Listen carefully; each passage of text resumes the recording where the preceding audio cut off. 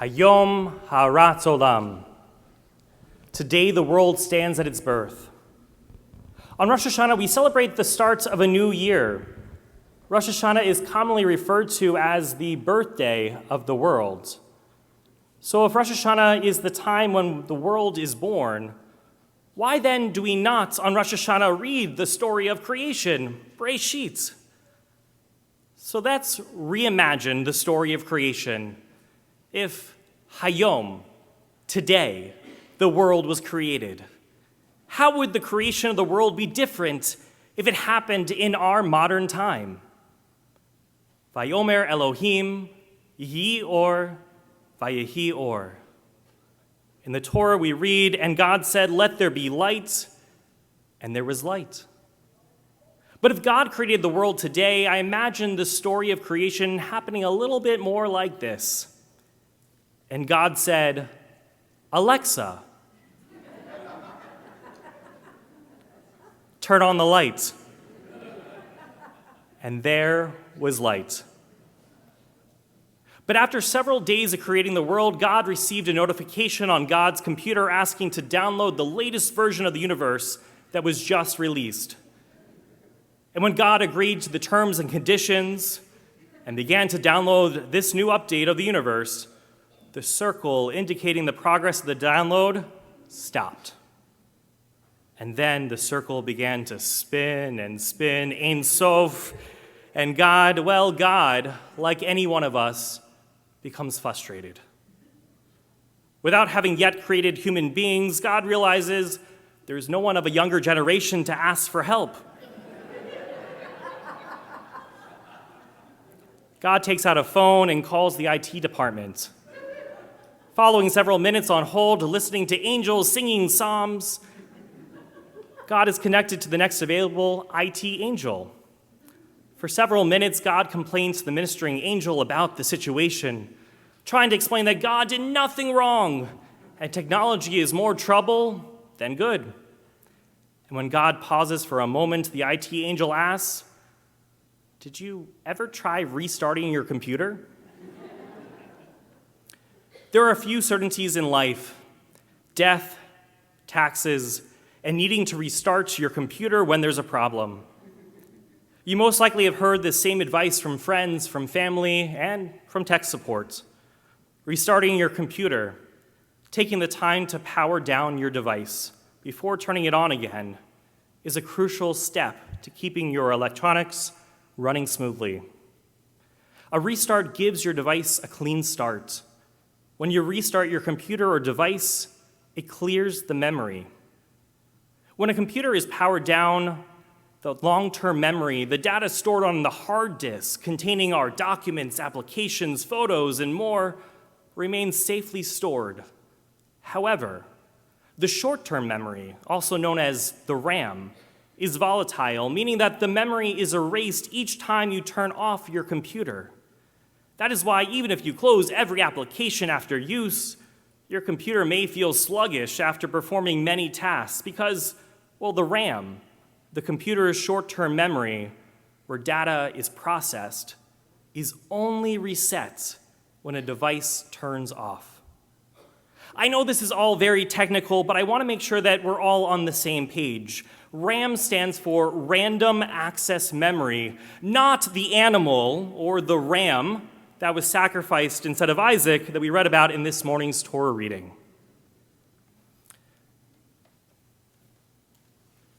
So here's a test to see if you now know the difference between RAM, the short-term memory necessary for keeping our computers running fast, and the ram as in the animal sacrifice in the Akedah, the binding of Isaac. Here it goes. Listen carefully. Abraham bought himself a fancy new computer. He was showing it to Isaac one day, and look at all the wonderful programs it has on it, and look at all the neat things it can do. Isaac was impressed, but a little concerned.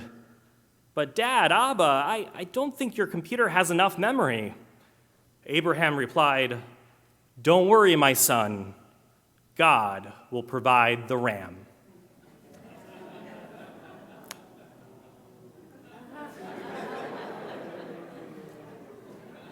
I have to thank my dad, the computer consultant, for reminding me of this joke. This computer metaphor of RAM and the necessity to periodically restart our computers and devices so that we can wipe the slate clean to allow our computers to function properly, this process of making a clean start, making the necessary room and memory for processing the task of the year ahead, well, isn't this what the high holidays are all about? Hayom Ha'arat Olam. Today, the world stands at its birth.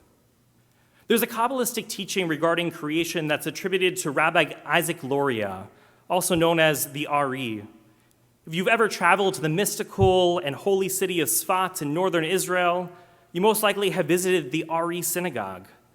Rabbi Isaac Luria was not only important to his community in Sfat, but we continue to follow his tradition of welcoming Shabbat each and every week with Kabbalat Shabbat. And although he only lived the young age of 38, Rabbi Isaac Luria greatly influenced our understanding of Jewish mysticism of Kabbalah. According to Rabbi Isaac Luria, prior to creation, only God existed. God was everywhere. The Kabbalists refer to God as Ein Sof, the infinite, without end. God was an infinite light that filled all of existence. Prior to creation, there was no space or void where the infinite light was not present. In other words, there was no space for anything else to exist except for God. So before God could create anything in the universe, God needed to withdraw, to constrict God's self in order to make room for anything else to exist. Only when there was a vacant space could God begin to create. Rabbi Isaac Luria and the Kabbalists call this process Tzimtzum. Tzimtzum is the act of withdrawing, of reducing one's presence in order to make space. Tzimtzum is the way that God created space for us, by stepping back.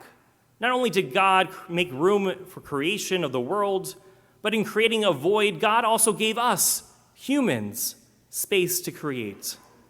God made us partners in creation by giving us space to create ourselves.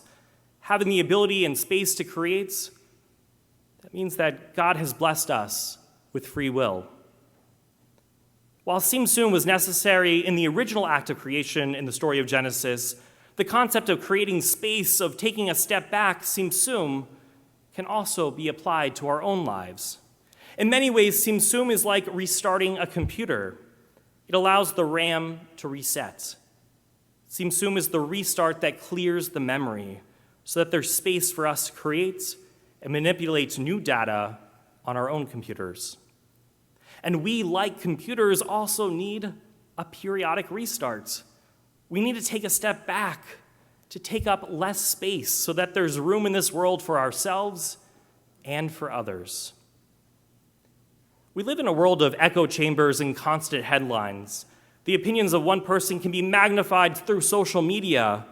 A tweet or soundbite can be retweeted or reshared, and thus one opinion can take up an infinite amount of space in our world. Often we experience information overload, leaving no space for our own voices, thoughts, or opinions. In just the last several weeks, tech giants such as Twitter and Apple debuted new features such as an edit button for tweets and an edit-delete function for text messages.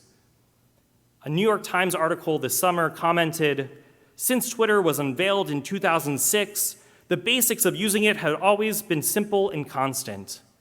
You wrote a tweet, you posted it, and then you dealt with the consequences. There was no takebacks on the timeline." I think it's interesting that both Twitter and Apple decided it's time for users to have the ability to edit and even delete. The practice of Tzimtzum asks us to reevaluate how much space we are using. And if we are self-aware, we are able to make an edit, to take a step back and leave room for others. Rabbi Dov Linzer, the head of Yeshivat Chovevei Torah in New York, writes about Tzimtzum and creation, saying, "For a world to exist, God had to pull back from the absolute perfection so that space could be made for others, so that existence could be multifaceted, so richly complex. When we create, we too have to make sure that our creation is more than just an extension of ourselves.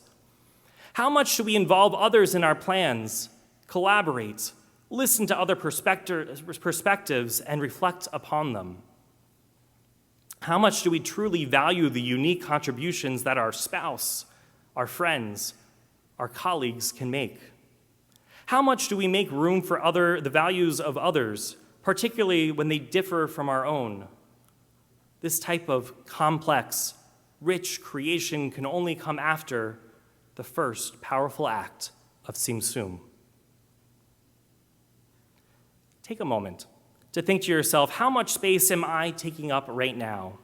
Not the physical space you're inhabiting, but how much space do your thoughts, opinions, and ideas take up in a room? Being aware of how much space we take up and how much space we leave for others is not an easy task. Even God forgets to practice Tzimtzum. Here's where that happened. The second half of the book of Exodus describes and discusses the blueprints and construction of the Mishkan, the tabernacle, that was to be used as a portable sanctuary and dwelling place for God as the Israelites journeyed through the wilderness. The Mishkan was to serve as a meeting place for Moses and the Israelites to be present with God. It would also be a resting place for the cloud, embodying God that led the Israelites during their 40-year journey, giving God a space to dwell amongst the people. In the final verses of the book of Exodus, when the Mishkan is finally complete, the Torah says, "When Moses had finished the work, the cloud covered the tent of meeting, and the presence of the Lord filled the tabernacle. Moses could not enter the tent of meeting because the cloud had settled upon it, and the presence of the Lord filled the tabernacle." Thus, the book of Exodus concludes with Moses being unable to enter the Mishkan because God took up all of the space, leaving no room for anyone, even Moses. While Sefer Shemot, the book of Exodus, ends with God leaving no room for Moses, the next book of the Torah, Vayikra, Leviticus, begins in an unusual way. The opening word, Vayikra, meaning God called, is written in the Torah with an aleph that is smaller than any other letter in the word. While there are many interpretations of why this aleph is written smaller than any other letter, Rabbi Menachem Creditor suggests, perhaps the small aleph is a physical representation of God contracting just a bit, consciously making room for a sacred partner. The end of Exodus describes God as an inaccessible partner. The beginning of Leviticus describes God's space-giving call. Whereas the Exodus journey ends with no room for Moses, the small aleph of Leviticus re-invites Moses, and each of us too, into a gift of deepening sacred intimacy. It's important to give space for a multitude of voices. There is a common expression, 2 Jews, 3 opinions. And if this is true, well, think about all the oversized rooms necessary to contain all of those opinions and still leave room for the creation of new ideas. In my first year of rabbinical school, there was no shortage of opinions or ideas. Just think, a room of rabbis. However, the issue my classmates and I soon discovered after the first few weeks of class was that the majority of Converse class discussions were dominated by just a few voices. There was no room for the voices and thoughts of other rabbinical students in the class. So what was the solution? No, we didn't ask the professor for a larger classroom. Instead, we engaged in the practice of Tzimtzum. In the following months, we practiced being self-aware of how much class time each voice was using. And before raising a hand to add an additional comment or an idea, we gave space for a new voice to be heard. And for 5 years of rabbinical school, each of us learned to take a step back so there would be space to learn from one another. While the practice of Simsum may be new to many of you listening today, if you have been participating in our services this morning, well, you already engaged in Simsum. How can that be? Right before we began to recite the Amidah, the central prayer in our service, we took 3 steps back and then 3 steps forward. However, the halachic requirement is only to take those 3 steps forward, but there is no requirement to begin the Amidah by first taking 3 steps back. So then why do we begin by taking 3 steps back? The 3 steps backwards are a minhag ha'olam, a generally accepted practice that is derived not from rabbinic teaching, but from lived experience. Look in front of you. For those sitting in the sanctuary, there is a pew in front of you. For generations, we have recited the Amidah while standing in pews. So if you need space to walk 3 steps forward, you first need to walk 3 steps back. When we take those 3 steps back before engaging with prayer, not only are we clearing space for us to physically enter into prayer, but we are also clearing headspace so that our minds will have space available to wander and to reflect on the words of prayer. Rabbi Lord Jonathan Sachs writes, "On Rosh HaShanah, we step back from our life like an artist stepping back from his canvas, seeing what needs changing for the painting to be complete." Like the image of a painter taking a step back to gain new perspective, if we in prayer do not take these steps backwards, then we're like a computer that is not running at its full potential because it needs a reboot. We take those 3 steps back to clear space so that we can enter into prayer with our full potential. The practice of Simsum can help us make space for others in this new year. But I'm curious, how are you? How are you making space for you? The pandemic has changed how we work, how we learn, how we gather, and even how we pray. Technology has been a lifeline, and yet we know the exhaustion of things like Zoom fatigue. I know for myself, I'm scared to power down. Other than Shabbat and holidays, my computer and electronic devices are always on. I never turn off my computer or phone at the end of the day because, who knows, the first thing in the morning I might need to jump onto a Zoom call, and it's just easier to leave the computer on and let it fall asleep on its own instead of turning it off intentionally myself. But over the last few weeks, while thinking about this sermon, I began to turn off my computer at the end of the night. Not only do I feel better when I see the screen turn black, knowing that the workday is over, but also in the morning, when I turn the computer on for the day, to my surprise, it runs faster. Just a few days ago, I was about to press print on this very sermon, and my lovely wife, Amanda, wanted to show me a picture of none other than our beloved dog, Kasha. But when I looked at the picture, the photo was pixelated. Amanda said, my phone is probably too full. I think I need to delete some apps off the phone." And at that moment, I smiled and asked, "Amanda, when was the last time you turned off your phone?" Amanda was unsure, but she turned off her phone, letting the screen turn black. And a few seconds later, turned it on again, and you guessed it, everything worked like it should. During these next few days, during the Aseret Yemei Tshuva, the 10 days of repentance between Rosh Hashanah and Yom Kippur, how will you restart? Closing your eyes and taking a moment to breathe, or intentionally just taking those 3 steps backwards? Or maybe, just maybe, you will remember for once just to power down your devices. Yes, in a world where we are constantly connected, it is okay to power off. In fact, turning off our devices and then turning them back on is crucial. It clears the RAM, allowing us to start with a clean slate. And the same is true for all of us. We all need to do a restart. Shana Tova.